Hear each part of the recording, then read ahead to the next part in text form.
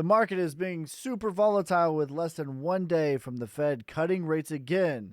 But what I think is going to happen with the markets, it is October 28th, 2025, and let's get into it. All right, as of the time recording, Bitcoin is currently sitting at $114,900, and we have done the basic move that we talked about. We traded this all the way up. We kept scalping all the way up to the dead cat bounce of $115,000. Now we're here, and the big question is, are we going to break up to the top of the range, or are we going to break back down and put in what we've already put in, 1, 2, 3 higher lows? That was to be the third higher low for Bitcoin. That is going to be the big question. And of course, the big news that is on everyone's tip of the tongue is 1 day, 1 hour, 44 minutes from now, the FOMC meeting will happen, and the market has it priced in right now, 97.8%. that there's going to be a 25 basis points cut. And we're already seeing a lot of that volatility taking place. Some of you guys were watching in the live stream this morning. We were trading Bitcoin, and we had a crazy move. So we got in this long at 113,600 is when we got in this long. I'll just show you my entry real quick on this. 113,600. And we started the live stream. Bitcoin was at 115,000. And within a matter of an hour and, 26, what was it, an hour and 2 hours, Bitcoin goes from 114,000 all the way up to 116,000. And then 30 minutes later is back down again, another 2%, down to 114,100. So the volatility is already there. And to me, all this indicates is we're a day before the Fed is going to do their thing. And also, we're at a critical inflection point, decision point for Bitcoin. So I expect this to continue for the next few days. A couple of days before the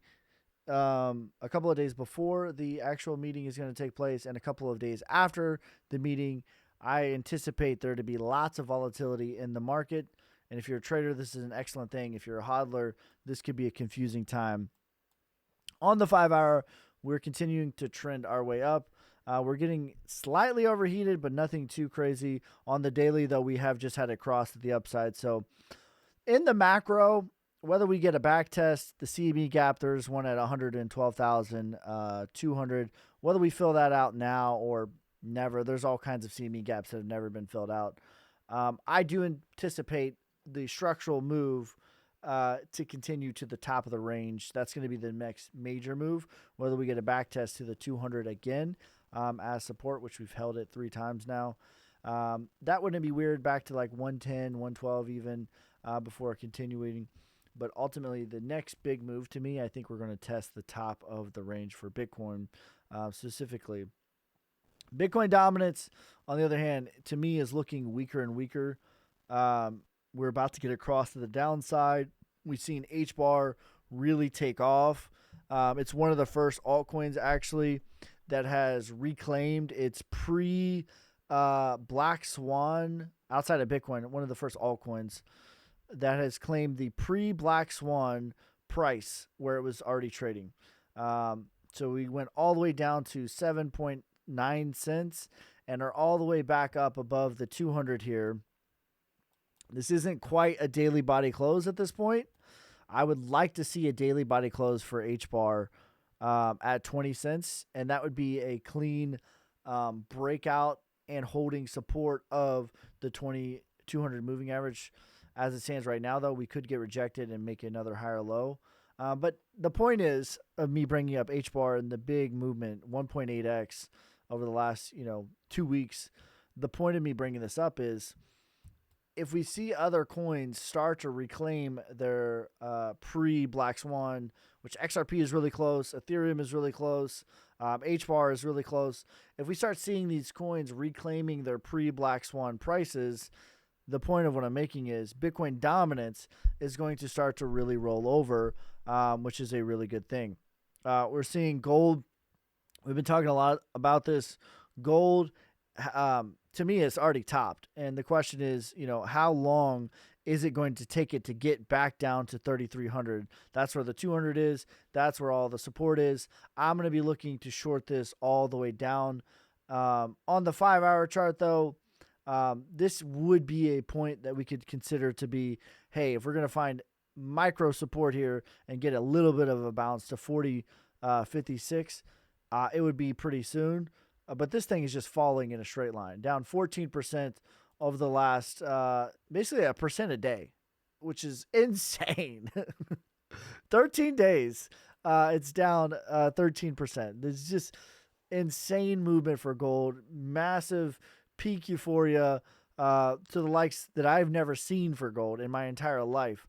So this really, realistically, has been stealing the show. I think gold has absolutely topped. It doesn't mean it's going to fall in a straight line. It's not a meme coin. But any big movements that we get to the upside, I'm going to be looking to short this all the way down to 3,300. And, I have very successfully been trading shorting gold. In fact, my $1,000 to $100,000 challenge, we're up $172, 18% over the last 7 days. I think we're just slightly over $1,200 on this account. And a lot of it has been coming from shorting gold. And I have every intention to continue to do that. Silver is an even funnier one where, we got to a very critical level, literally a 50-year high, and it seems like it's just been a triple top for silver. Big rejection off of that $50 mark. And we're all the way back down to the 5-hour 200 EMA. Again, this is a critical level here.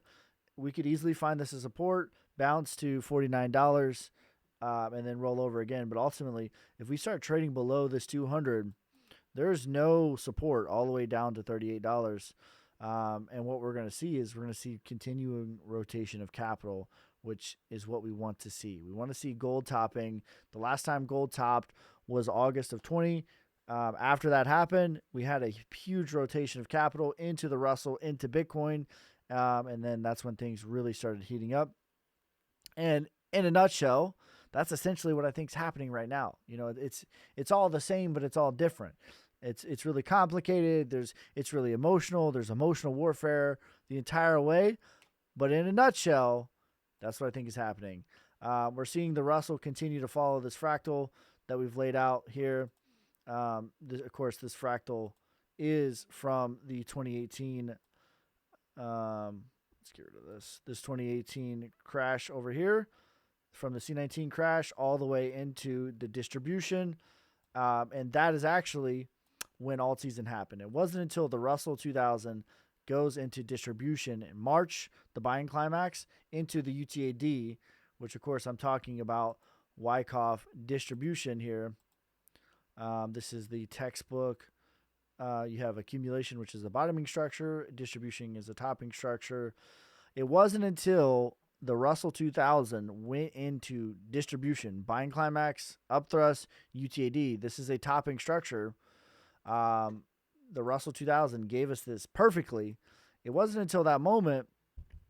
I mean, this is literally about as textbook as it gets for distribution. It wasn't until that moment, though. I was literally, it's like I screenshotted this distribution here and put it on the Russell. That's what happened in 2021. March of 2021 was the buying climax. The UTAD was November of 2021. That was when alt season took place. It wasn't a second before then. And the prerequisite of that was gold topping and rotating into the Russell 2000. So is it different this time? Sure, lots of things are different, but lots of things are the same. In fact, I pulled this fractal that lines up perfectly from the crash into the distribution. And right now, this is I've made the case many times that the April tariffs was our version of the C19 crash, and we're continuing to follow this. And even some of the liquidations. So it's like, this is a little bit more extended. You can make the argument that we've already started accumulation, but look at this wick. So the October 10th wick was the same exact wick. Like, it's the same candle. We're following this perfectly. When I zoom out, you can see, like, man, that's about as perfect as it gets. So what I'm rooting for is starting to see distribution in the Russell that's going to rotate into Bitcoin. That's going to rotate into the altcoins, and we're going to start to see things be really euphoric.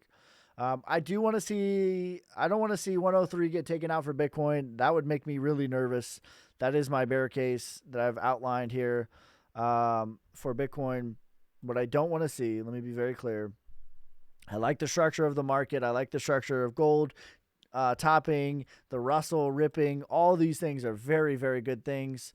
In fact, I've made the case too that Bitcoin is following the 2024 emotional warfare of just euphoria, despair, euphoria, despair, euphoria, despair, euphoria, despair, all the way until we actually broke out and nobody believed in the breakout.